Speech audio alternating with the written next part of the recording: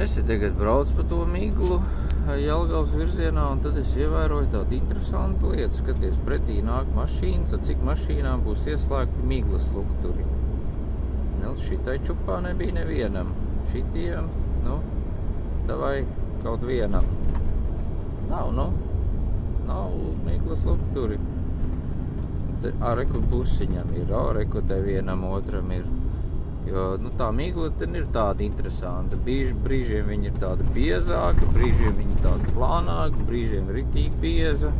Bet, ir bieza migla, un šitādā situācijā ir jāslēdz miglas lukturi. Reku Bembim ir ieslēgta, bet, Bembim mūždien ir ieslēgta.